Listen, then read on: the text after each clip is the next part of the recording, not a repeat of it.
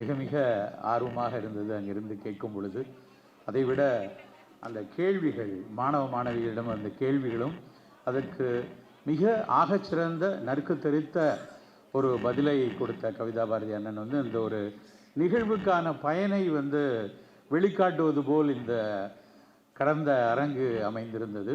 ஒரு திரைப்படம் எந்த அளவுக்கு வளர்ச்சி பெற்று என்ன படிநிலைகளை கடந்து என்ன இந்த சமூகத்தில் மாற்றத்தை கொடுத்தது என்று சொன்னார்கள். அவர்கள் சொன்ன விஷயத்தில் கடைசி அவங்க முடித்த விஷயத்தை அருகிலிருந்து பார்த்த ஒரு அனுபவத்தை சொல்லி நான் என்னுடைய உரைக்கு போகலாம் என்று நினைக்கிறேன். நான் ஒரு 8-9 மாதங்களுக்கு முன்னாடி அமெரிக்காவில் ஒரு கருத்தரங்கிற்கு சென்றிருந்தேன். அந்த கருத்தரங்குக்கு நிறைய வந்திருந்து பேசுவதற்கும் பார்வையாளர்களாகவும் வந்திருந்தாங்க. பல மாநிலங்கள்லேருந்தும் வந்திருந்தாங்க. நிறைய தமிழர்கள் நிரம்பியிருந்த அறை அது. அந்த அரங்கில் விழா முடித்து அந்த அரங்கு முடித்து வெளியே வந்த உடனே எல்லாரும் உட்கார்ந்து நின்று பேசும்போது வழக்கமாக நம் தமிழ் சமூகம் பார்த்த உடனே பேசும்போது, அதுவும் வெளி நிலத்தில் பேசும்போது முதல் கேள்வியாக உங்களுக்கு எந்த ஊருங்க, நீங்கள் எந்த ஊர்லேருந்து வந்திருக்கீங்க அப்படிங்கிற ஒரு கேள்வியை கேட்போம்.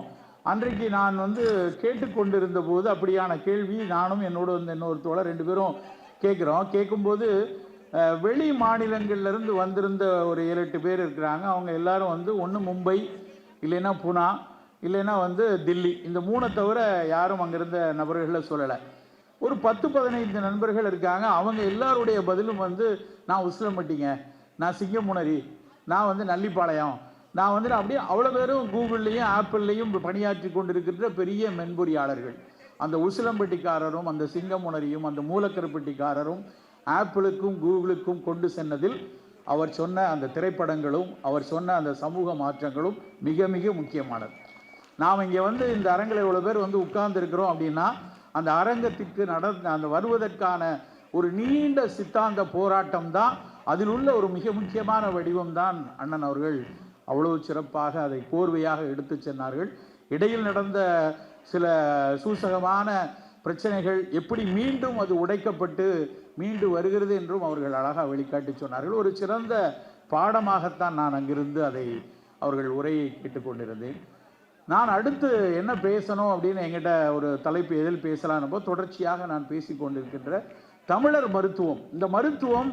இந்த தமிழர் மருத்துவமும் தமிழர் உணவும் என்ன விஷயத்தை சொல்கிறது, கொஞ்சம் உணவு கொஞ்சம் மருத்துவம் 2 விஷயங்களை மட்டும் உங்களோடு உரையாடி செல்லலாம் என்று நினைக்கிறேன். ஒரு 4-5 நாட்களுக்கு முன்னாடி தொடர்ச்சியாக செய்தித்தாள் படித்து கொண்டிருப்பவர்களுக்கு ஒரு செய்தி டைம்ஸ் ஆஃப் இந்தியாவில் சில ஆங்கில பத்திரிகைகளில் ஒரு பெரிய அரை பக்க செய்தியாக வந்த செய்தி உங்களில் பார்த்துருக்கலாம். அது பெரிய ஒரு கொஞ்சம் அறிவுசார் சமூகத்தில் ஒரு பெரிய விவாதங்களை உருவாக்கிச்சு. என்ன செய்தி அப்படின்னா, இந்த பூமியை நல்லா புரிஞ்சுக்கோங்க, இந்த பூமியை இந்த மனித இனத்தை கெடுத்து கொண்டிருக்கிற மிகப்பெரிய அளவில் கெடுத்து கொண்டிருக்கின்ற, அவன் 150 ரேங்க் போட்டிருக்கான், மிகப்பெரிய அளவில் கெடுத்து கொண்டிருக்கிற உணவில் முதல் 25 உணவுகளில் இட்லியையும் சன்னாவையும் அப்புறம் ராஜ்மான்னு சொல்லக்கூடிய வட இந்தியாவில் இருக்கக்கூடிய பயிரில் செய்யக்கூடிய ஒரு ராஜ்மா உணவையும் சேர்த்திருக்கிறார்கள். முதல் 25 மாபாதக கொடூர செயலை செய்து கொண்டிருக்கின்ற, பல்லுயிருக்கு செய்து கொண்டிருக்கிற உணவுகளில் பட்டியலில் பார்த்தவொடனே இப்படி தூக்கி வாரி போடக்கூடிய ஒரு இது. அதை விட ஒரு முக்கியமான விஷயம் என்னென்னா, மிக பாதுகாப்பான, இந்த பூமிக்கு ரொம்ப தேவையான அவசியமான இந்த பட்டியலில் கடைசி இருக்கக்கூடிய மிக முக்கியமான உணவாக அவர்கள் சொல்லி இருக்கிறது பிரெஞ்சு ஃப்ரைஸ். இட்லி கெடுதலாம், இந்த பூமிக்கு கெடுதல் இட்லியாம், இந்த பூமியின் பல்லுயிர் பாதுகாப்புக்கு மிக அவசியமான தேவை பிரெஞ்சு ஃப்ரைஸ் தான். சாதாரண ஆளுங்க எழுதின கட்டுரை இல்லை. +1 அப்படிங்கிறது மருத்துவ கட்டுரைகளில் மிக மிக மிக முக்கியமான முதல் தரவரிசை கட்டுரையாளர்கள் எழுதுறதான் அந்த +1ல் வரும். லான்செட்டு, பிஎம்ஜே, என்எம்ஜே மாதிரி +1ல் வருது அப்படின்னா ஒரு ஹைலி இண்டெக்ஸ்டு ஜேர்னலில் வர்ற பப்ளிகேஷன் அது. அதில் நாம் உலகமே வியந்து பார்க்கக்கூடிய நேஷ்னல் யூனிவர்சிட்டி ஆஃப் சிங்கப்பூரில் இருக்கக்கூடிய NUS ரொம்ப முக்கியமான பல்கலைக்கழகம், அதில் உள்ள ஒரு பேராசிரியர், ஐரோப்பியாவில் உள்ள பேராசிரியர் எல்லாம் சேர்ந்து எழுதின கட்டுரையினுடைய சாராம்சம் தான் அது. கொஞ்சம் நம்ம எல்லாம் கவனமாக பார்க்கணும். பார்த்த உடனே இவ்வளோ பெரிய அறிவியல் ஆய்வு அவங்கெல்லாம் சாதாரணமாக சொல்லிடுவாங்களா, அந்த புள்ளி விவரங்கள்லாம் தப்பாக இருந்துரும் அப்படின்னு நமக்கு தோணும். ஒரு 7-8 தடவையாவது நான் அந்த கட்டுரையை திரும்ப திரும்ப படிக்கிறேன். எனக்கு புரியவே இல்லை. என்ன புரியலைன்னா, முதல் புரிதல் என்னென்னா, இட்லிக்கு ரேங்க் 25, மிக கொடூரமாக கெடுதல் பண்ணணும்னு 25 ரேங்க்கு, தோசைக்கு 103. எப்படா வரும்? இட்லிக்கும் தோசைக்கும் ஏன்னா வேறு வேறு மாவு அரைக்கிறாங்களா? ரெண்டுமே அரிசி உளுந்து சேர்த்து பண்ணக்கூடியதான் அவனே எழுதியிருக்கான். ஆனால் இட்லிக்கு ரேங்க் 25, தோசைக்கு 103. என்ன வேறுபாடு இருக்குது? நல்லா புரிந்து கொள்ளணும். நீங்கள் நிறைய அறிவியல் மாணவர்கள் இதோட சூட்சுமத்தை புரிஞ்சுக்கணும். அது எப்படி பண்ணுறாங்கன்னா, பயோடைவர்சிட்டி ஃபுட் பிரிண்ட்ஸ் அப்படின்னு அதன் அடிப்படையில் அவங்க பண்ணுவாங்க. அதாவது அவன் எழுதுகிறான், இட்லியை தயாரிக்க செய்ய வேண்டிய அரிசி உளுந்து பயறு வகைகள், இந்த சன்னா இந்த ராஜ்மாலாம் தயாரிக்கிறதுக்காக பூமியினுடைய பல பரப்புகளை நாம் வீணாக்குறோம். அதனால் அங்கே இருக்க எறும்பு கொசு காண்டாமிருகத்துக்கெல்லாம் ரொம்ப பிரச்சனை. அதனால் நம்ம அது மாதிரி செய்யாமல் ஆலையில் தயாரிக்கக்கூடிய இந்த சிப்ஸு உருளைக்கிழங்கு அதில் போடுற சிப்ஸு அதை சாப்பிட்டு வயிறை நிறச்சிக்கிட்டோம்னா பெருசாக பூமியில் பல்லுயிர் பாதுகாப்பு வராது, பிரச்சனை வராது. அப்போ அதுதான் சிறந்தது என்கிற மாதிரி அந்த கட்டுரை எழுதுகிறாங்க. நேரடியாக பார்க்கும்போது அந்த தட்டையான மொட்டையான அறிவியலை பார்க்கும்போது அதில் ஏதோ ஒரு கருத்து இருக்கிற மாதிரி தெரியும். ஆனால் அதுக்கு பின்னாடி இருக்கிறது ஒரு மாபெரும் வணிக உத்தி, வேற ஒன்றும் கிடையாது. ஒரு 25 வருஷத்துக்கு முன்னாடி இருக்கும்னு நினைக்கிறேன். நான் 30 வருஷம் சென்னைக்கு வந்த புதுசில் அப்போ தான் திரும்ப கொக்கோ கோலா இந்தியாவுக்குள்ளே வருது. அப்போ கொக்கோ கோலாவும் பெப்சிக்கும் நம்ம அப்ரூவ் பண்ணிட்டாங்க. மொரார்ஜி தேசாய் தடை செய்து அதுக்கப்புறம் 93ல் திரும்ப அப்ரூவல் கொடுக்குறாங்க. அப்போ ஒரு உலக கிரிக்கெட் கோப்பை இங்கே நடக்குது. பெப்சி தான் அதுக்கான ஸ்பான்சர். அந்த அந்த அந்த போட்டி நடக்கிற அன்னைக்கு காலையில் ஒரு காலை ஷோ, இப்போ பிரேக்ஃபாஸ்ட் மார்னிங் ஷோ மாதிரி ஒரு ஆங்கில பத்திரிகையினுடைய ஆங்கில ஊடக இதழினுடைய மார்னிங் காலை செய்தியில் ஒரு கேள்வி கேட்கப்படுது. என்ன கேட்குறாங்க அப்படின்னா, அந்த கொக்கோ கோலாவினுடைய ஒரு தலைமை வணிக தலைவர் அந்த அம்மா உட்காந்துருக்காங்க, ஒரு பெண். அந்த அம்மா அவங்கள்ட்ட ஒரு கேள்வி கேட்குறாங்க. இந்த மாதிரி உலகக்கோப்பை நடக்குது, பெப்சி காம்பீட் பண்ணிட்டாங்க, கண்டிப்பாக இது ஒரு பெரிய லெவலில் அவங்க மார்க்கெட்டை எஸ்டாப்ளிஷ் பண்ணிடும். Do you think Pepsi is your greatest competitor அப்படின்னு அவங்க கேள்வி கேட்குறாங்க. அப்போ அந்த அம்மா கொக்கோ கோலாவுடைய அதிகாரி பதில் சொல்கிறாங்க, who chase Pepsi is my competitor? My competitor is water. எப்பெல்லாம் தண்ணி தவிக்குதோ அப்போ அவன் எதை குடிக்கணும், கொக்கோ கோலாவை குடிக்கணும் அப்படின்னு. அதை பெருசாக அடுத்த நாள் பத்திரிகையெல்லாம் அது ஒரு பெரிய கேப்ஷனாக, ஒரு மார்க்கெட்டிங் ஜிமிக்காக, எப்படி தண்ணியை தவிர்த்து கொக்கோ கோலா வரப்போகுது அப்படின்னு அவங்க சொல்கிறதாக அவங்க வெளியிட்டாங்க. ஆனால் அந்த 94லேருந்து 2010க்குள்ளே அவர்கள் கிட்டத்தட்ட 50 மடங்கு வணிகத்தை பெருக்கினாங்க. மடன்னு பெருக்கி நம்மளை மாதிரி இருக்க இளைஞர்கள், இங்கே இருக்கக்கூடியவங்க இளைஞர்கள் கூட்டத்தில் பல பேர் இந்த மாதிரி ஏதாவது பானம் அப்படின்னா குளிர்பானங்களுக்கு பின்னாடி போகக்கூடிய ஒரு சூழலை உருவாக்குறாங்க. நண்பர்களே, நல்லா தெரிந்து கொள்ளுங்கள், நான் சுதந்திரம் அடைஞ்சதுலேருந்து இன்னைக்கு வரைக்கும் நிச்சயமாக நம்மளுடைய ஆயுட்காலம் கூடியிருக்கு, அதில் எந்த மாற்றமும் இல்லை. அன்றைக்கி 33 வருஷம் தான் அதிகபட்ச ஒரு ஆவரேஜ் ஏஜ் ஸ்பேன் அப்படின்னா 33லேருந்து 37 தான் இருந்துச்சு. இன்றைக்கி தமிழ்நாட்டில் 72, 73 வரைக்கும் வந்திருக்கோம். அதற்கு நவீன அறிவியலும் நவீன அந்த சானிடேஷன் ஃபெசிலிட்டிமாங்க, அதுவும் ஒரு பொது சுகாதார மேம்பாடுகளும் புதிய மருந்துகளின் கண்டுபிடிப்பும் பெரிய அளவில் உதவி செய்திருக்கிறது என்பதில் எந்த மாற்று கருத்தும் இல்லை. நிச்சயமாக அதனால தான் நம்ம உயர்ந்திருக்கிறோம். ஆனால் என்ன சிக்கல்னா, அந்த முதுமை ஆரோக்கியமான முதுமையாக எல்லோரிடமும் இருக்கிறதா அப்படின்னு கேட்டால் ஒரு பெரிய கேள்விக்குறி. அதை விட கேள்விக்குறி என்ன அப்படின்னா, இன்றைக்கு நீங்கள் இருக்கீங்களா, இங்கே இருக்கிற கல்லூரி மாணவர்களுடைய கூட்டம் ஒரு 18-20 வயதை ஒட்டியவர்கள் தான் பெரும்பாலும் இங்கே இருப்பீங்க. இன்னைக்கு இந்தியாவினுடைய சிக்கல் என்ன அப்படின்னா, ப்ரொடக்டிவ் ஏஜ் ஸ்பேன் அப்படின்னு சொல்லக்கூடிய இந்த சமூகத்தில், இந்த வீட்டில், இந்த நாட்டில் மாற்றத்தை ஏற்படுத்தக்கூடிய வயதில் 25லிருந்து 45 வயதுக்குள்ள எக்குத்தப்பான சர்க்கரை நோயாளிகள் கூட்டம். இப்படி தான் இருக்கிற மாதிரி கண்ணை மூடி முடிக்கிற மாதிரி இருக்கணும். ஒரு 5 வருஷம் ஆகிடும். 5 வருஷத்தில் உங்களில் பல பேர் ஒரு கணக்கராகவோ, ஒரு அறிவியலாளராகவோ, ஒரு பேராசிரியராகவோ, ஒரு மருத்துவர், ஏதோ ஒரு துறையினுடைய ஆளுமை மிக்கலாக நீங்களெல்லாம் வந்துடுவீங்க. ஆனால் அதுக்கப்புறம் அந்த பணிக்குள் சென்று அந்த பணியில் ஒரு பேராளுமையாக வருவதற்குள் மிகப்பெரிய அளவில் சர்க்கரையும் இரத்த கொதிப்பும் இந்த ஊரில் பெருக்கெடுத்து ஓடிக்கொண்டிருக்கிறது. என்ன காரணம்? எதனால் இப்படி திடீரென? அன்னைக்கும் அரிசி தானே சாப்பிட்டோம்.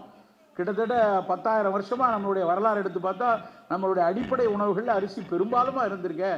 இப்போ மட்டும் ஏன் அரிசி சாப்பிடக்கூடிய ஒரு மாநிலங்களில் இந்த அளவுக்கு சர்க்கரை கூடிக்கொண்டிருக்கிறது அப்படின்னு பார்த்தா, நம்முடைய உணவும் நம்முடைய வாழ்வியலும் நாம் எடுத்துக்கொண்டிருக்கக்கூடிய அன்றாடம் நாம் எடுத்துக்கொண்டிருக்கிற சிறு சிறு உண்டிகள்லையும் மிகப்பெரிய அளவில் வணிக பிடி இறுகி பல குப்பை உணவுகள் நம்ம முன்னாடி வந்து குவிந்திருக்கிறது. நினைத்து பார்க்க முடியாத அளவுக்கு நோய் கூட்டங்கள். பெண்கள் நிறையா இருக்கீங்க. நான் கல்லூரி காலத்தில் படித்து கொண்டிருக்கும் போது 30 வருடத்துக்கு முன்னாடி சித்த மருத்துவ கல்லூரியில் ஒரு கேள்வி உண்டு. பெண்களுக்கு எப்பொழுது மார்பக புற்றுநோய் வரும், யாருக்கு மார்பக புற்றுநோய் வரும் அப்படின்னு ஒரு கொஸ்டின் உண்டு. அதுக்கு 2 பதில் தான். அந்த பெண்களுக்கு எந்த பெண்கள் வந்து who are more susceptible for breast cancer அப்படின்னு கேள்வி கேட்டால் அதுக்கு 2 பதில் வந்து நன்ஸ் அண்ட் நான் லாக்டேட்டிங் மதர்ஸ் அப்படின்னு எழுதுவோம். திருமணம் செய்து கொள்ளாமல் போனவர்கள், பாலூட்டுவதற்கான வாய்ப்பற்று போனவர்கள், அவர்களுடைய முதுமையில் அவர்களுடைய மரபணுக்களில் அந்த புற்றுநோய் வருவதற்கான காரணிகள் இருக்குன்னா அவங்களுக்கு, அந்த பெண்களுக்கு மார்பக புற்றுநோய் வரலாம். கடந்த February 4 இதே மேடை யூத் ஹெல்த் மேலா நீங்கள் மிகப்பெரிய அளவில் கேன்சர் இன்ஸ்டியூட் வந்து இளைஞர்களுக்காக ஒரு பெரிய கூட்டத்தை நடத்தியது. அந்த மேடையில் இதே இடத்துல இங்கேயே உட்காந்து தான் பேசினேன் நான். இந்த February 4 ஒரு பெரிய புள்ளி விவரத்தை வெளியிட்டிருக்கிறது நம்மளுடைய இந்திய அரசு தான். என்ன வெளியிட்டிருக்காங்க தெரியுமா? அது மாதிரி நன்ஸ் அண்ட் நான் லாக்டேட்டிங் மதர்ஸுக்கு மட்டும் இந்த பிரஸ்ட் கேன்சர் வரல. 30 வயதிலிருந்து 35 வயதுக்கு உள்ளாக இருக்கிற பாலூட்டி கொண்டிருக்கிற மகளிரில் 27% பெண்களுக்கான புற்றுநோயில் அதுதான் முதல் இடத்துல இருக்கு. ஏன் இப்படி மாறி இருக்கு? 30 வருஷத்தில் அதுதான் புற்றுநோய்க்கான காரணம்னு சொன்ன காரணம்லாம் ஒழிஞ்சு போய் இன்னைக்கு வந்து பாலூட்டி கொண்டிருக்கிற மகளிருக்கு வருது அப்படின்னா என்ன நடந்து கொண்டிருக்கிறது? இங்கே 2 முக்கியமான வேறுபாடுகள் நண்பர்களே, மிக மிக முக்கியமான 2. ஒரு 100 காரணங்களை மருத்துவம் பட்டியலிடலாம். ஆனால் ரொம்ப தெளிவாக 2 காரணம். ஒன்று சூழல். இந்த சூழலில் நடக்கக்கூடிய வன்முறை, அதற்கான அடையாளங்களை பார்த்து கொண்டே இருக்கிறோம். இந்த டிசம்பரில் பெய்த மழையாக இருக்கட்டும், சென்னையில் பெய்த மழையாக இருக்கட்டும், தூத்துக்குடியில் கொட்டிய 100 மில்லிமீட்டர் மழையாக இருக்கட்டும், இதெல்லாம் நேரடியாக சூழலில் நடக்கக்கூடிய வன்முறையினுடைய நேரடி வெளிப்பாடு. முன்னாடிலாம் புவி வெப்படைதல் அப்படின்னா யாரோ ஒருத்தன் புவியியலில் படிச்சுட்டு இருக்கிறான், எங்கேயோ ஒருத்தன் வளரலாம் அப்படின்னு சொல்லி போய்கொண்டிருந்தோம். புவி வெப்படைதனுடைய முதல் அடையாளமே கிளவுட் பஸ்டிங் தான். மான்சூன் மழை அல்ல, அது வெடித்து மேகங்கள் வெடித்து கொட்டும் மழை. மேகங்கள் வெடித்து கொட்டும் மழையை இனிமேல் வருடம் பார்க்க போகிறோம் என்பதுதான் சூழலில் திரும்ப திரும்ப சொல்லிக் கொண்டிருக்கக்கூடிய விஷயம். இது முதல் காரணம். இந்த புவி வெப்படைதல்னால வரக்கூடிய சூழலில் நடக்கக்கூடிய வேறுபாடுகள் பல்வேறு சிக்கல்களை, குறிப்பாக சர்க்கரை நோயாக இருக்கட்டும், புற்றுநோய்களாக இருக்கட்டும், குவித்து கொண்டிருக்கிறது. இது முதல்ல உள்ள விஷயம். 2வது விஷயம் நம்முடைய உணவு. நம்முடைய தமிழ் சமூகம் ஒவ்வொரு அடிசல் கும்மாயம்னு சங்க இலக்கியத்தில் சாப்பிட்ட உணவில் இருந்து படிப்படியாக காலந்தொட்டு ஒவ்வொரு அரசுகளும், ஒவ்வொரு பேரரசுகளும், ஒவ்வொரு படையெடுப்புகளும், ஒவ்வொரு நாட்டினுடைய விரிவாக்கங்களும், கலாச்சாரங்களினுடைய நகர்வுகளும் ஒட்டி ஒரு உணவு கலாச்சாரத்தை மெதுவாக இப்போ கொண்டு வந்திருக்கு. ஆனால் கடந்த 25-30 ஆண்டுகளில் 4000க்கும் மாறுபட்ட உணவுகளை, புதிய உணவுகளை வந்து அப்படி கொட்டிட்டாங்க. இப்போ இருக்கிற இந்த கல்லூரி மாணவிகள் இங்கே இருக்கிற எல்லாரும் அந்த புதிய 4000 உணவுகளை உங்களுடைய தாத்தா, முப்பாட்டன், பாட்டன் யாரும் சாப்பிடாத உணவுகளை கொண்டு வந்து நமக்கு தெரியாமல் சாப்பிட்டு கொண்டே இருக்கிறோம். இதுதான் இந்த கூடி வரக்கூடிய இந்த சர்க்கரைக்கும், இந்த இரத்த கொதிப்புக்கும், இந்த புற்றுநோய்க்குமான மிக மிக அடிப்படையான காரணம். இப்போ நமக்கு இருக்கிற ஒரு மிக மிக முக்கியமான கடமை, கொஞ்சம் திரும்பி பார்க்கணும். நம் தமிழர் உணவு என்ன சொல்லியிருக்கு, நம் தமிழர் மருத்துவம் என்ன சொல்லியிருக்கு, அதனுடைய மரபு எதையெல்லாம் காட்டி சென்றது, எதை நம்ம மறந்து விட்டோம், எது மறுக்கப்பட்டு விட்டது, எது மழுங்கடிக்கப்பட்டு விட்டது, எது நம்மை விட்டு மறைக்கப்பட்டது, இதையெல்லாம் பார்க்க வேண்டிய கட்டாயம் இந்த இளைய தலைமுறைக்கு மிக மிக அவசியமாக இருக்குது. நாம் சாப்பிடக்கூடிய ஒரு உணவுகளையும் பத்திரிகையில் பார்த்துருப்பீங்க. ஒரு 4 நாட்களுக்கு முன்னாடி சென்னையில், ஒரு 15 நாளைக்கு முன்னாடி பாண்டிச்சேரியில் சாதாரணமாக குழந்தைகளும் கல்லூரி மாணவர்களும் கொஞ்சம் சாப்பிடக்கூடிய ஒரு மிட்டாய், பஞ்சு மிட்டாய். போய் வந்து பஞ்சு மிட்டாய்னா நமக்கு தெரியும், அந்த ஆரஞ்சு கலரில் இருக்கக்கூடிய அந்த பஞ்சு மிட்டாயை வாங்கி தின்பது குழந்தைகளுக்கு கண்ணை பறித்து வாங்கி திங்கக்கூடியது. ஆனால் இப்போ நம்முடைய அரசாங்கம் தடை செய்திருக்காங்க. புதுச்சேரி அரசு 15 நாளைக்கு முன்னாடி தடை செய்தது. அதில் இருக்கக்கூடிய ஆரஞ்சு நிறம் மிகப்பெரிய அளவில் புற்றுநோயை வரவழைக்கக்கூடிய ஒரு ரசாயனத்தில் தயாரிக்கப்பட்டதுன்னு கண்டுபிடிச்சு அதை இன்னைக்கு இவங்க சொல்லி பிடிச்சிருக்காங்க. அந்த பஞ்சு மிட்டாயை 50 வருஷமாக சொல்லி கொண்டிருக்கிறார்கள், அது வேண்டாம், அந்த சோப்பு கலர் இதை சேர்க்காதீங்க. ஒரு சிக்கன் 65 சாப்பிட்டு விட்டு கையை கழுவுனீங்கன்னா கையில் வந்து ரத்தம் மாதிரி அந்த சிவப்பு வடியுது. அது என்ன சிக்கன்லேருந்து வந்த ரத்தமா? அதில் சேர்க்கக்கூடிய நிறமி பொருள் தான். அந்த நிறமி சத்து நேரடியாக அலூரா ரெட் இல்லைன்னா ரோடமைன் அப்படிங்கிற அந்த கெமிக்கல் தான் அது மேலே போடக்கூடிய அந்த சிகப்பு. அது வேண்டாம் அப்படின்னு சொல்லிட்டு இருக்கிறாங்க. ஆனால் நம்ம அதை எடுத்துக்கொண்டு இருக்கிறோம். எல்லா தானியங்களையும் பட்டை தீட்டி அதனுடைய நல்ல சத்துக்களை எல்லாம் இழந்து அதனுடைய வெறும் குளுக்கோஸ் குப்பிகளாக நம்ம அரிசியை நம் வடிவம் தான் மாற்றிச்சு. 1,60,000 அரிசி இனங்கள் நம்மளோட ஊரில் இருந்துச்சு. தமிழகத்தில் மட்டும் கிட்டத்தட்ட 170 வகையான மரபு அரிசிகளை நெல் ஜெயராமன் ஐயா வந்து பதிவு செய்து வைத்தாங்க. அதனுடைய ஜெம்ப்ளாசத்தில் 170 வெரைட்டி அவங்க மட்டும் பண்ணது. ஆனால் அதெல்லாம் தொலைச்சிட்டு நம்ம முழுக்க வெள்ளை விளையர்னு வெள்ளை அரிசியை வந்து நமக்குள்ளே போய் சிக்கணும். அதுதான் இன்னைக்கு சர்க்கரையை இந்த அளவுக்கு பெரிய அளவில் தூக்கி விட்டதற்கான ஒரு அடிப்படை காரணமாக இருக்கிறது. நண்பர்களே, நம் மரபு மிக அழகாக நமக்கு ஒரு உணவு கலாச்சாரத்தை சொல்லிடு. மிக அதிக அளவில் நம்ம சாப்பிட்டது சிறுதானியங்களை. காலை உணவாக இருக்கட்டும், மதிய உணவாக இருக்கட்டும், நாம் சாப்பிட்ட உணவுகளை கொஞ்சம் யோசித்து பார்ப்போம். பெருவாரியான மக்கள் சாப்பிட்டது காலை உணவில் தானியங்கள் தான். இல்லைன்னா நீராகாரம், முந்தைய நாள் வெடித்த சோறு வந்து மீந்துச்சுன்னா அதை தண்ணீர் ஊற்றி வச்சு மறுநாள் அதை கரைத்து சற்று மோர் விட்டு துளி உப்பு போட்டு காலையில் குடித்து விட்டு வேலைக்கு சென்ற கூட்டம் தான் நம்ம. ஒரு காலத்தில் அதெல்லாம் தப்பு, பழங்கஞ்சியை போய் அவன் சாப்பிடுவானா, இதெல்லாம் ஒரு அன்ஹைஜீனிக்னு சொன்னான். இன்றைக்கு இங்கே ஸ்டான்லி மருத்துவக் கல்லூரி அந்த நீராகாரம் எந்த அளவுக்கு குடலில் இருக்கக்கூடிய ப்ரோபயாட்டிக் என்று சொல்லக்கூடிய நமக்காக பணி செய்து கொண்டிருக்கக்கூடிய நுண்ணுயிர்களுக்கு எவ்வளவு வேலை செய்கிறது, அந்த கட் பயோட்டா அப்படிங்கிற ஒரு விஷயம் சரியாக இருந்தால் எத்தனை நோய்களை எதிர்க்கலாம்னு நம்ம ஊரில் இன்னைக்கு ஆராய்ச்சி செய்து சொல்லியிருக்கிறார்கள். தஞ்சாவூரில் இருக்கக்கூடிய National Institute of Food Products Management அவர்கள் அதில் ஆய்ந்து அறிக்கை கொடுத்துருக்காங்க. நம்ம ஊர் காலகாலமாக சாப்பிட்ட நீராகாரம், காலகாலமாக நம்ம காலையிலிருந்து சாப்பிட்ட உணவுகளை பெரும்பாலும் தான் சிறுதானியம். ஒரு திணை, கம்பு, சோளம், வரகு, சாமை, காடைக்கண்ணி, இப்படி எத்தனை தானியங்கள். ஒரு தானியங்களும் வெறும் பசிக்கும் ருசிக்கும் மட்டும் இல்லை, அதுதான் முக்கியம். ஆங்கிலத்தில் ஒரு வார்த்தை ஃபங்க்ஷனல் ஃபுட் அப்படின்னு ஒன்று 1985களில் டெவலப் பண்ணாங்க. கியோட்டா பல்கலைக்கழகத்தில் டெவலப் பண்ண வார்த்தை தான் ஃபங்க்ஷனல் ஃபுட். உணவு என்றால் வெறும் பசிக்கும் ருசிக்கும் மட்டும் இல்லாமல் அதை தாண்டி உடல் ஆரோக்கியத்திற்கோ இல்லை இருக்கிற நோயை வெளியேற்றுவதற்கோ இல்லை நோய் வராது பாதுகாப்பதற்கோ பயன்பட்டால் அதை ஃபங்க்ஷனல் ஃபுட்டுன்னா. ஆனால் ஒரு விஷயம் என்ன தெரியுமா, தமிழர்களுடைய ஆதி உணவுகள் அத்தனையுமே ஃபங்க்ஷனல் ஃபுட்டு தான். எதுவும் வந்து வயிறை நிரப்புவதற்காக குப்பைகளை நாம் போட்டதே இல்லை. அது ஒரு கும்மாயமாக இருக்கட்டும், அடிசலாக இருக்கட்டும், புட்டாக இருக்கட்டும், அவலாக இருக்கட்டும். ஒரு வயதான மனிதர் சாப்பிடணும்னா அவருக்கு நொய்க்கஞ்சியாக கொடுத்துருக்காங்க.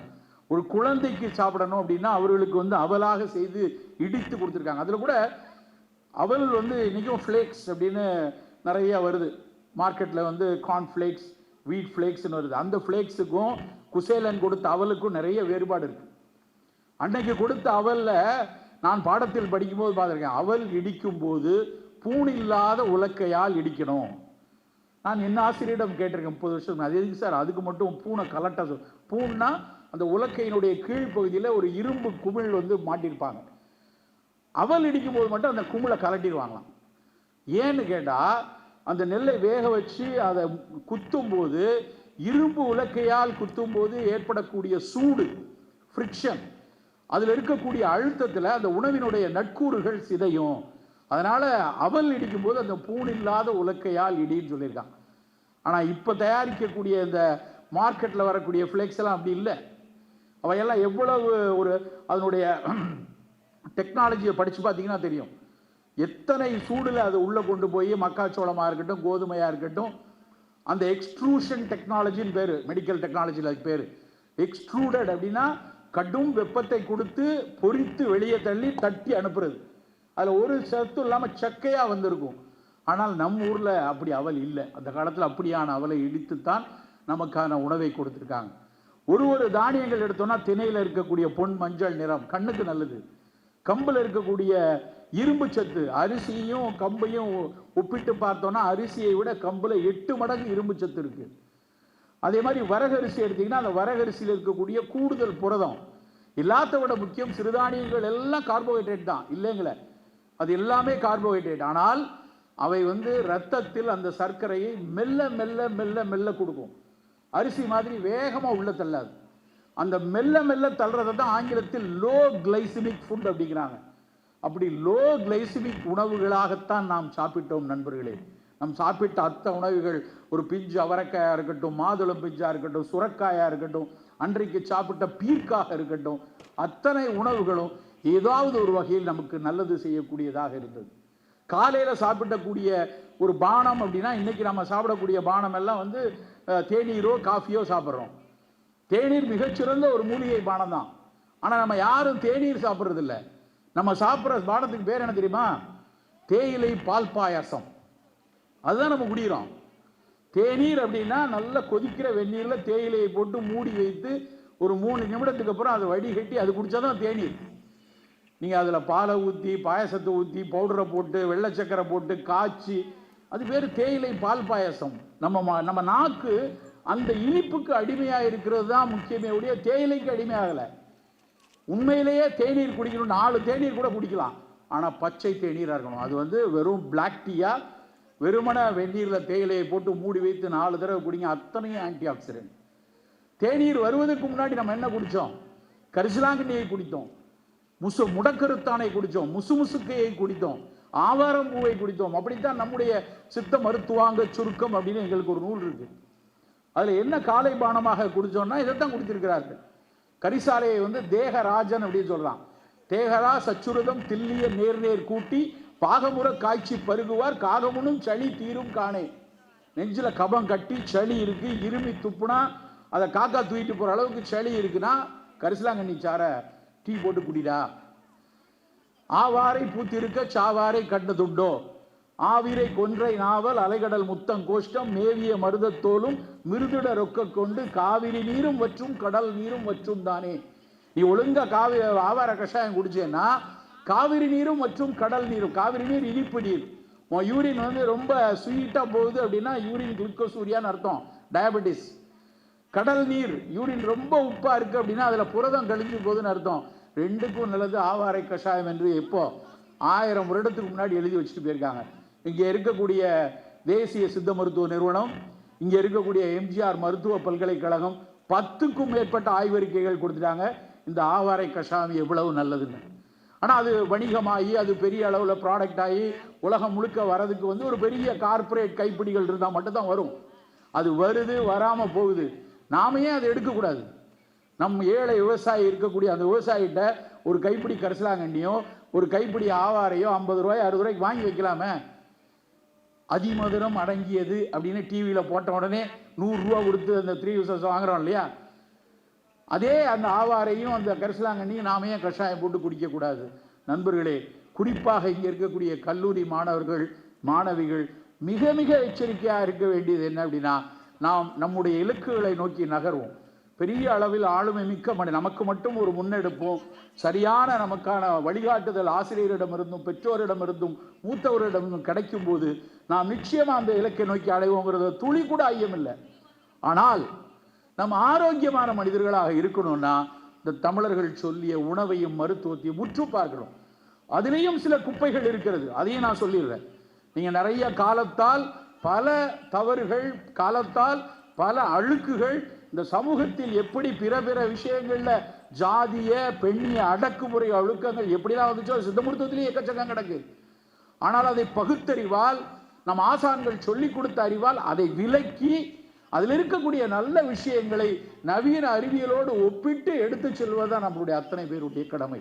அப்படி இருந்தால் நம்முடைய ஆரோக்கியம் இன்னும் கொஞ்சம் மேம்படும். நண்பர்களே, இதே மேடையில் இதே கூட்டத்தில் ஒரு கருத்துரை 15 ஆண்டுகளுக்கு முன்னாடி நடந்துச்சு. இந்த மேடையில் இல்லை, இங்கே நடத்தின அந்த அடையாறு கேன்சர் இன்ஸ்டியூட்டில் வச்சு ஒரு கூட்டம் நடந்தது. அந்த கூட்டத்திற்கு நானும் ஒரு பங்கேற்பாளனாக உட்கார்ந்துருந்தேன். என்னை ரொம்ப உலுக்கிய ஒரு சொற்றொடர் அது.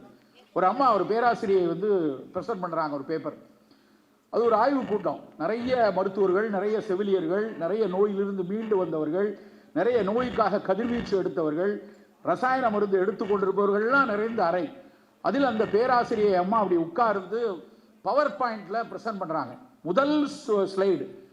அந்த ஸ்லைடில் அவங்க பேசிய வார்த்தை, அதுக்கப்புறம் தான் நான் வந்து அதுவரை பொது தளத்தில் அதிகம் பேசியதில்லை. இதை நிறைய ஊராக போய் பேச வேண்டும் என்னை உலுக்கிய வார்த்தை அதுதான். அந்த அம்மா என்ன சொன்னாங்க தெரியுமா? அந்த பவர் பாயிண்டை போட்டுட்டு அங்கே உட்கார்ந்து இருக்கிற அந்த செவிலியர், மருத்துவர், பெரியவர்கள் எல்லாத்தையும் பார்த்து இப்படி காமிச்சு ஆங்கிலத்தில் உரையாற்றினார்கள். இப்படி காமித்து விட்டு, this is the only unfortunate generation, those who are going to see their own children death on their lifetime அப்படின்னாங்க. இந்த ஒரு தலைமுறை தான் தன்னுடைய அடுத்த தலைமுறையின் மரணத்தை அருகிலிருந்து பார்க்க போகிற துரதிர்ஷ்டவசமான தலைமுறை என்று பொருள். எவ்வளவு வலிக்கும் நினைச்சு பாருங்க. தான் உயிரோடு இருக்கும்போது தன் குழந்தைக்கு, தன் சகோதரனுக்கு, தன் இளையோனுக்கு ஒரு நோயில் துன்பமுறுவதை பார்க்கக்கூடிய துரதிர்ஷ்டவசமான சமூகம் இந்த சமூகம் என்று புள்ளியலோடு சொன்னார்கள். நண்பர்களே, அந்த சமூகத்திற்குள் நாம் செல்லக்கூடாது. நம்ம ஆரோக்கியமாக வாழ வேண்டும்.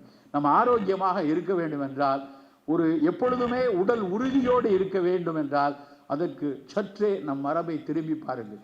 அந்த மரபில் சொல்லி இருக்கக்கூடிய நல்ல உணவுகளை அறிவியல் கொண்டு, அறம் கொண்டு பார்த்து அதை நாம் பயன்படுத்தி ஒரு ஆரோக்கியமான வாழ்க்கைக்கு திரும்புவோம் என்று கூறிக்கொண்டு வாய்ப்பளித்தமைக்கு நன்றி கூறி விடைபெறுகிறேன். வணக்கம் சார். இப்போ இருக்க ஸ்டூடெண்ட்ஸ் வந்து நிறைய ஜங்க் ஃபுட் சாப்பிட்றாங்க. ஆனால் வந்து ஒரு கேள்வி கேட்டால், ஏன் இப்போ இந்த டைமில் உனக்கு இது சாப்பிடணுமான்னு கேட்டால், நான் இப்போ சாப்பிடாம வேற எப்போ சாப்பிட்றது, வயசானக்கு அப்புறமா என்னால் சாப்பிட முடியும் அப்படின்னு கேட்குறாங்க. இது எனக்கே தோணும் கரெக்டு தான் அப்படின்ட்டு. ஆனால் ஒரு பக்கம் இது கரெக்ட் இல்லைன்னு தோணும். நீங்கள் என்ன அட்வைஸ் கொடுக்க விரும்புகிறீங்க இவங்களுக்கெல்லாம்? இல்லை, குதூகலத்தினுடைய அடையாளம் என்ன அப்படிங்கிறத நம்ம வணிகம் வேறு விதமாக மாற்றிவிட்டது. ஒரு இளைய தலைமுறைக்கு, ஒரு இளம் வயதில் எல்லாத்தின் மீதும் ஆர்வமும் துடிப்பும் இருக்கக்கூடிய வயசு. அப்போ அவர்களுக்குள் செல்லக்கூடிய விஷயத்தில் என்ன மாதிரி விளம்பரம் வருது? இனிப்பெடு கொண்டாடு, ஸ்வீட் எடு கொண்டாடு அப்படின்னு சிலுக்குன்னு ஒரு சாக்லேட் அட்வர்டைஸ் பண்ணுறான். ஆனால் நம்ம மனதில் ஒரு குதூகலத்துக்கான அடையாளம் இருக்கும்போது ஆட்டோமேட்டிக்காக இதுதான் எனக்கான அடையாளம் போல அப்படின்னு போய் எடுக்கக்கூடிய ஒரு மனநிலையில் இருக்கணும். நாம் வந்து கொஞ்சம் ஒரு பக்கவாட்டு பார்வை இருக்கணும். விளம்பரங்கள் என்ன வந்தாலும் நம்ம என்னதான் இது வந்து ஒரு புதிய குப்பை உணவுகள் அப்படி குதூகலம் என்று சொன்னாலும், இது என் ஆரோக்கியத்தை எந்த அளவுக்கு பின்னாடி பாதிக்கும், எவ்வளவு புள்ளி விவரங்கள் இந்த மாதிரி சர்க்கரையையும் இரத்த கொதிப்பையும் புற்றையும் கூட்டுகிறது என்பதை ஒரு நிமிடம் படிச்சுட்டா, அப்போ வந்து அது இன்றைக்கு மட்டும் எனக்கு வேணும்னு நம்ம நினைக்கிறதே தப்பு. ஒரு புகையோ மதுவையோ இன்னைக்கு ஒரு நாள் எடுத்துக்கலாம் அப்படின்னு நம்ம அதை அனுமதிப்போமா? அது மாட்டோம் இல்லையா? அந்த அளவுக்கு இது வந்து நம் உடலை மிகப்பெரிய அளவில் பாதிக்கக்கூடியது என்பதை ஒரு பேசு பொருளாக, நண்பர்களிடையே எடுத்துக்கொண்டு கூடக்கூடிய ஒரு பொருளாக மாற்றணும். குதூகலம்ங்கிறது உள்ளே இருக்கக்கூடியது, அகமகிழ்ச்சி. நம்ம எல்லாரும் சேர்ந்து சந்தோஷமாக சிரித்து ஆடி பாடி இருக்க வேண்டிய இடத்துல அங்கே இருக்க பீஸாவோ பர்கரோ ஃப்ரெஞ்ச் ஃப்ரைஸுக்கோ இடம் கிடையாது. அதே இடத்துல ஒரு வெள்ளரிக்காய் துண்டோ இல்லை அந்த இடத்துல பழத்துண்டோ மாதுளம்பழச்சாறு இருந்தாலும் அந்த நட்பு வட்டம் மகிழ்வாக இருந்தால் மகிழத்தான் முடியும். அடையாளங்கள் உள்ளே இருக்கணுமே ஒழிய வெளியே இருக்கக்கூடாது. அந்த மாதிரி ஒரு எண்ணம் போகணும். Thank you sir. சார் மாலை வணக்கம் சார். வணக்கம்மா. தனலட்சுமி காயினமில்லட் காலேஜ்லேருந்து வரேன் சார். இப்போ வந்து அந்த கால பசங்களாம் வந்து இப்போ ஸ்நாக்ஸு அப்படின்னு சாப்பிட்ணுன்னா கல்லுடனே அப்படியே கேழ்வரகு இதெல்லாம் தான் கொடுப்பாங்க. இப்போ அப்படி ஃபுல்லாகவே சேஞ்ச் ஆகிடுச்சு. இப்போ கிண்டர் ஜாலி, குறுக்குறை, டெய்ரி மில்க்கு இது எல்லாமே தான் இப்போ பசங்க சாப்பிட ஆரம்பிச்சிட்டாங்க. ஸோ நான் என்னோடய கொஸ்டின் என்னென்னா, இப்போ உணவை தயாரிக்கிறாங்கல்ல அவங்க மேலே மிஸ்டேக்கா, இல்லை பேரண்ட்ஸ் வாங்கி தராங்க ஸோ அவங்க மேலே மிஸ்டேக்கா, இல்லை நாங்கள் சூஸ் பண்ணி வாங்கணுமே ஸோ எங்கள் மேலே தவறா? தவறுங்கிறது ஒரு ஒட்டுமொத்த சமூகத்தில் தான். இதை வந்து ஒருத்தரை புள்ளி காட்டவே முடியாது. முதல்ல வந்து ஒரு நுகர்வோருடைய தேர்வு தான் எல்லாத்தையும் முடிவு செய்யுது. இப்போ நீங்கள் வேண்டாம் அப்படின்ட்டீங்கன்னு வச்சுக்கோங்க, எனக்கு இது தேவையில்லை, இது ஒரு குப்பை, இதை நான் எடுக்க மாட்டோம், இது கெடுதல் அப்படிங்கிறது ஒரு இயக்கமாக மாறுச்சு அப்படின்னா அதை அம்மாவும் வாங்கி கொடுக்க மாட்டாங்க, நிறுவனங்களும் தயாரிக்காது. ஸோ எதிர்ப்பு குரல் வந்து நுகர்வோர்கிட்ட இருந்து தான் முதல்ல வரணும். இது எனக்கு தேவையில்லாது, எனக்கு ஒரு குப்பை, எனக்கு அவசியம் இல்லாது, என்னை பாதிக்கக்கூடியது, என் பக்கத்தில் இருக்கக்கூடிய பிற வணிகனையும் பாதிக்கக்கூடியது.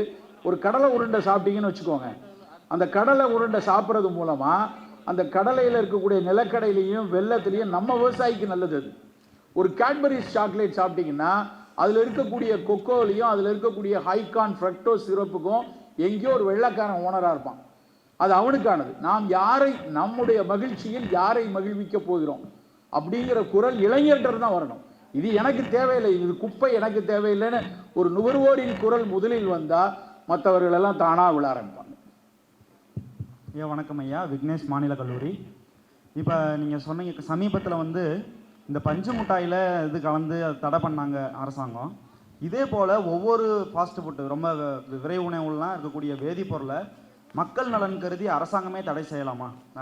அதையும் பண்ணாமல் இருக்காங்க. உறுதியாக செய்யணும், செய்யாமல் இருப்பது தவறு தான். அரசாங்கம் வந்து பொதுவாக சில இது வச்சுருக்காங்க. இப்போ FSSA அப்படின்னு ஒரு சட்டம் இருக்குது, ஃபுட் சேஃப்டி ஸ்டாண்டர்ட்ஸ்ன்னு இருக்குது. அதில் நிறமிகள் இதெல்லாம் இருக்கலாம், இந்த அளவில் இருக்கலாம் அப்படின்னு அவங்க கொடுக்குறாங்க. அந்த அளவில் அந்த சத்தை சேரும்போது அது உடலுக்கு பாதிப்பு வர்றதில்லை. இப்போ இந்த நம்ம சொல்கிற இந்த அலூரா ரெட்டு ரோடமின்லாம் வந்து அதில் உள்ளது கிடையாது. அதே மாதிரி ஆனால் விலை குறைவு உள்ளது.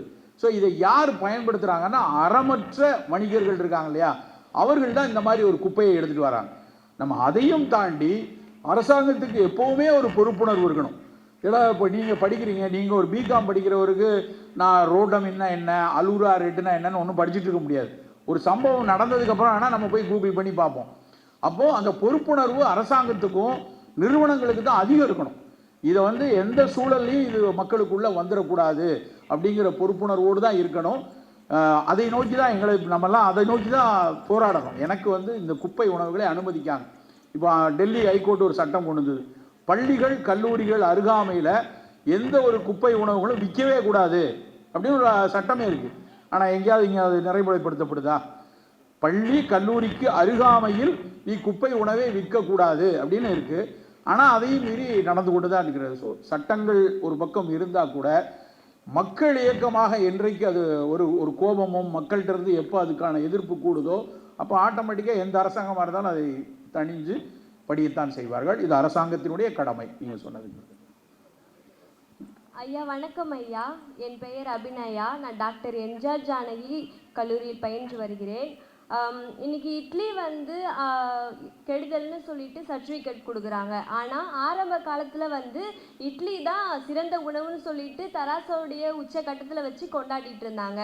ஆனால் இன்னைக்கு அது வந்து கெடுதல்னு சொல்கிறாங்க. அதுபோல் இன்னைக்கு எல்லாரும் வந்து வெள்ளை அரிசியில் சாப்பிட்றாங்க அப்படின்றதுக்கு காரணம் வந்து மக்களுடைய காரணம் கிடையாது, விவசாயிகள் அழிஞ்சிக்கிட்டு வராங்க. அதனால வந்து கிடைக்கிற உணவை அவங்க சாப்பிட்டுட்டு இருக்காங்க. இதனுடைய கருத்து நீங்கள் என்ன சொல்கிறீங்க? இதன் பிறகு வந்து இன்னைக்கு அன்னைக்கு வந்து கம்புலாம் இடித்து சாப்பிட்டாங்க, இன்னைக்கு வந்து இடித்து சாப்பிடல அப்படின்றதுக்கு காரணம் அறிவியல் தொழில்நுட்பம் வந்து வளர்ந்துக்கிட்டு இருக்கு. அப்படி வளர்ந்துட்டு இருக்கும்போது இப்போ புதுசாக என்ன வருதோ அதை நோக்கி தான் மக்கள் போயிட்டு இருப்பாங்க. இப்படி அறிவியல் தொழில்நுட்பத்தினால தான் இப்படி ஆரம்ப காலத்தில் நம்ம பயன்படுத்திய பொருட்கள்லாம் கிடைக்காம இருந்துச்சு. இதனுடைய கருத்து இல்லை, உங்களுடைய கேள்வி புரியுதுமா? எப்போவுமே தொழில்நுட்பத்தின் மீது குற்றம் சொல்லவே முடியாது. அறிவியல் தொழில்நுட்பம் தான் நம்மளை நகர்த்தி இப்படி உட்கார வச்சுருக்குது. நான் பேசுகிறது உங்களை கேட்குறது, என்னை நான் இப்போ முகப்பேர்லேருந்து கிளம்பி குதிரையில் வந்தேன். இல்லை, நான் வந்து இது எல்லாமே அறிவியலும் தொழில்நுட்பமும் கொடுக்கறது தான். ஆனால் அந்த அறிவியலும் தொழில்நுட்பமும் அறம் சார்ந்து இருக்கணும். அங்கே தான் பிரச்சனை வருது. எந்த தொழில்நுட்பம் மக்களுக்கு தீங்கு உடனடியாகவோ ரொம்ப நாள்பட்டோ வருதோ அதை நாம் எதிர்க்கணும். பொதுவாக அறிவியல் தொழில்நுட்பத்தை எதிர்க்கவே கூடாது. நான் ஒரே ஒரு பாயிண்ட் தான், அரிசியை பாலிஷ் போடுற எந்திரம் வந்ததுனால தானே வெள்ளை அரிசி வந்துச்சு. அப்போ ஒழுங்காக அன்னைக்கு மாதிரி கை குத்தல் அரிசி வச்சுக்கிட்டாங்கன்னா இன்றைக்கி இருக்கிற 100 கோடி மக்களுக்கு கை குத்தலை வச்சு பெண்களை அன்றைக்கி குத்த வச்சு அதனாலேயே பெண்களை குத்த வச்சு உட்கார வச்சுருந்தாங்க. அப்படி செய்ய முடியுமா? முடியாது. நமக்கு ஆலை வேண்டும். நம்ம வேறு வேலையை செய்யணும், நமக்கு ஆலை வேணும். ஆனால் அதே ஆலையில் நீங்கள் வந்து பாலிஷ் பண்ணாமல் அந்த கைக்குத்தலுக்கு இருக்கிற தொலியோடு செய்வதற்கான தொழில்நுட்பமும் இருக்குது. ஏன் பண்ண மாட்டேங்கிறாங்க அப்படின்னா, நல்லா பாலிஷ் பண்ண வெள்ளை அரிசியை நெடுநாள் பாதுகாக்கலாம், அதை நெடுநாள் வியாபாரம் பண்ணலாம். நெடுநாள் அதை ஏற்றுமதி பண்ணலாம். ஆனால் கைக்குத்தல் அரிசி இருக்கும்போது அதில் இருக்கக்கூடிய எண்ணெய் தன்மை இருக்கு இல்லையா, அது கொஞ்சம் பிசுக்கு வந்துடும். செக்கில் ஆட்டின எண்ணெய் ஒரு வருடத்தில் கெட்டு போயிடும். அதே வந்து ஹெக்சேன் போட்டு எக்ஸ்ட்ராக்ட் பண்ணி எடுத்தீங்கன்னா அது ரொம்ப நாள் இருக்கும். ஆனால் அதில் ஹெக்சேன் இருக்கும், இதில் ஹெக்சேன் இருக்காது. ஸோ தொழில்நுட்பத்தில் அறம் இருக்கணும். அறம் சார்ந்த தொழில்நுட்பத்தையும் அறம் சார்ந்த அறிவியலையும் நாம் ஏற்றுக்கொள்ளணுமே ஒழிய ஒட்டுமொத்தமாக தொழில்நுட்பம் வேண்டாம் என்று ஒதுக்கக்கூடாது. நமக்கு அந்த புரிதல் நம்முடைய படிப்பும் நம்முடைய சமூகமும் கொடுக்கத்தான் வேண்டும்.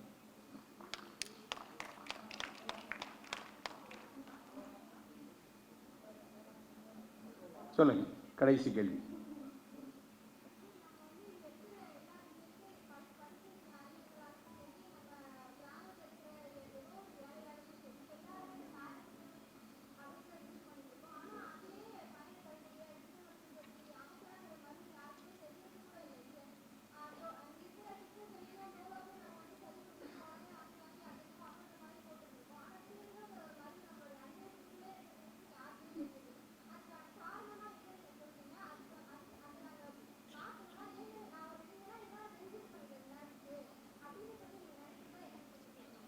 அறிவியல் துறை இப்படி வளர்ந்துக்கிட்டே வரும்போது அது இலகுவாக அக்சசபிலிட்டி இப்படிப்பாங்க, அருகாமைக்கு கொண்டு கொடுத்துரும். நீங்கள் நினச்சிங்கன்னா அந்த வெளியே போகும்போது அப்படி போய் பேரஸ்டமாலை வாங்கிட முடியும். ஒரு திரிகடுகு சூரணம்னா அதுக்கு ஒரு மெனக்கெடல், அதுக்கு ஒரு கரிசனம், அதுக்கு ஒரு அக்கறை இருக்கணும். இப்போ இருக்கிற அந்த மெனக்கெடல், கரிசனம், அக்கறைக்குரிய வாழ்வியலில் இருந்து அவசரம், துரிதம் அப்படிங்கிற நடக்கு நம்ம நகர்ந்துட்டோம் எல்லா இடத்துலையும். இப்போ ஓடிடியில் உட்காந்து அந்த இடத்துல உட்காந்து சினிமா பார்க்க முடியுது. அன்னைக்கு மாதிரி போய் லைனில் நின்று மேலே ஏறி நின்று க்யூவில் நிற்கிற நிலைமை இல்லை. ஸோ இது எல்லா இடத்துலையும் அது மாறி இருக்குது. அந்த மாறி இருக்கும்போது ஒரு புரிதல் வரணும் நமக்கு. இப்போ நீங்கள் சொல்லிங்க இல்லையா, ஒரு திரியடுகம் இவ்வளவு சிறப்பான ஒரு விஷயத்தை இழந்துட்டோமே, திரியடுகத்தை பற்றி இப்போ இவ்வளோ படித்ததுக்கப்புறம் அது எவ்வளவு பயன் கொடுக்குது அப்படின்னு அந்த புரிதல் இருக்கு இல்லையா, அந்த புரிதலை நம் இளம் மக்கள் அதை புரிஞ்சிட்டோன்னா நம் தேடல் வந்துடும். அப்போ நம்ம செஞ்சு வச்சுக்கலாம், எப்போவுமே வீட்டில் ஒரு திரிகடுகு பொடி வச்சுக்கலாம், எப்போவும் ஒரு ஆவாரம் பொடி வச்சுக்கலாம் அப்படிங்கிறது. ஸோ எப்போவுமே நான் அடிக்கடி சொல்கிறது, ஒரு அடுப்பங்கரையில் கூடுதலாக 20 நிமிடங்கள் நம்ம செலவழித்தோன்னா நம்ம ஆயுட்காலத்தில் கூடுதலாக 20 வருடங்கள் கிடைக்கும். அந்த அக்கறையும் கரிசனமும் தான் நமக்கான அத்தியாவசிய தேவை. நன்றி.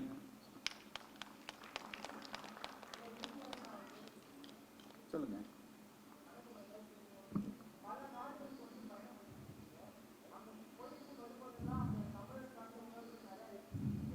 அந்த உணவுகளை அங்கே இருக்கவங்க வந்து உட்கொள்ளும் போது ஏன் நம்ம தமிழர்கள் வந்து உட்கொள்ள மாட்டேன்றாங்க? அவங்க ஆதரிக்கும் போது இங்கே இருக்க தமிழர்கள் ஏன் புறக்கணிக்கிறாங்க?